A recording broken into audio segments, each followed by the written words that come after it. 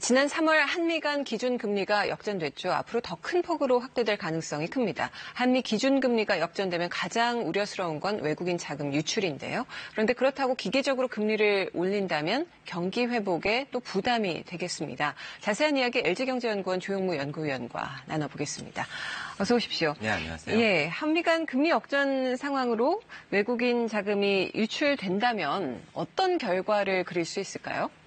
우선 국내 금융시장에 투자될 수 있는 돈의 양이 줄어들면서 주가가 떨어지고 채권 가격이 떨어지면서 시중금리는 올라갈 수 있겠고요. 네. 만약에 빠져나가는 속도가 급격하게 가속화된다고 한다면 최근에 아르헨티나나 터키 같은 취약 신흥국에서 나타나고 있는 것처럼 네. 외환 보유고가 부족해지면서 외환위기에 대한 우려가 높아질 수 있겠습니다. 네. 특히 우리나라 같은 경우에는 지난 IMF 외환위기의 트라우마 때문에 특히 이러한 외국인 자금의 유출에 대해서 민감한 편인데요. 그렇습니다. 앞서 말씀드린 안 좋은 점도 있지만 긍정적인 측면도 있기는 합니다.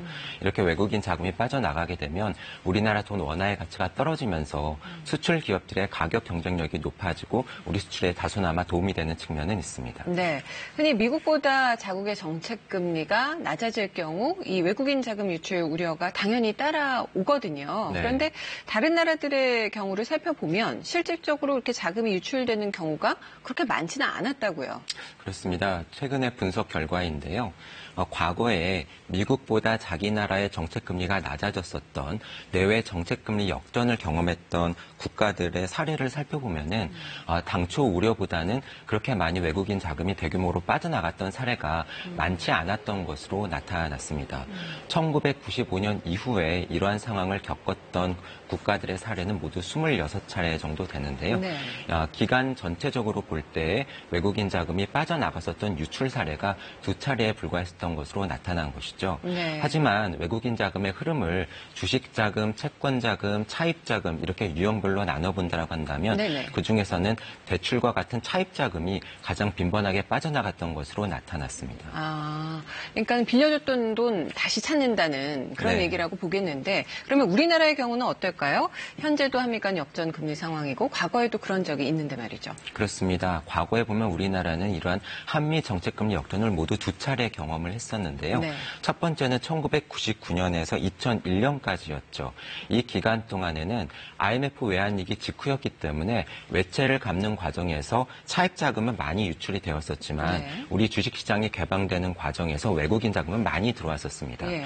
두 번째 사례는 2005년에서 2007년까지였는데요. 예. 이 기간은 미 연준이 금리를 급격하게 올리면서 국제금융시장에서 주식과 같은 위험자산보다는 채권과 같은 안전자산에 대한 선호도가 급격히 높아졌던 때였습니다. 예. 그렇다 보니까 국내에서도 주식시장에서는 외국인 자금이 많이 빠져나갔었지만 국내 채권시장으로는 외국인 자금이 많이 들어오면서 결과적으로 외국인 자금은 들어오는 순유입을 유지를 했었죠. 네. 결과적으로 앞서 있었던 2차례의 우리나라의 한미 정책금리 역전 사례 때에도 역시 외국인 자금은 빠져나가기보다는 들어오는 상황을 유지를 했었는데요. 네네. 하지만 지난 10년 동안 국내 금융시장의 이러한 개방도가 지속적으로 확대되어져 왔음을 감안을 하면 네. 지금 우리가 경험하고 있는 한미 정책금리 역전 상황에서 외국인 자금이 빠져나갈 리스크는 과거보다도 더 커졌다라고 볼 수가 있겠습니다. 그러니까 금융시장 개방이 더 확대됐다는 건 그만큼 유동성도 많고 네. 변동성도 더 가능성이 크다는 그런 말씀인가요? 그렇죠. 빠져나가기가 쉬워졌다라는 이야기가 되겠죠. 알겠습니다. 그렇다면 외국인 자금 유출을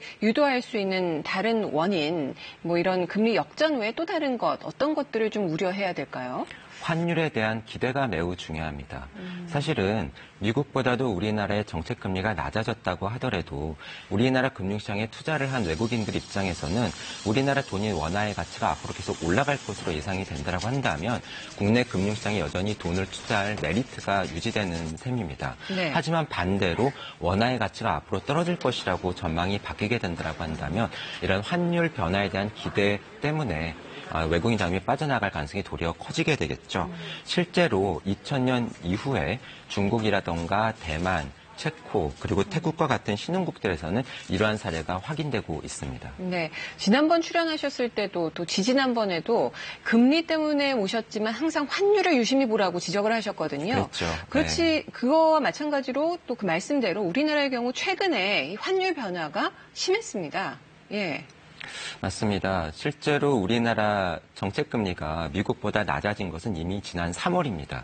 그럼에도 불구하고 외국인 자금은 5월까지 지속적으로 들어오는 모습을 보였는데요.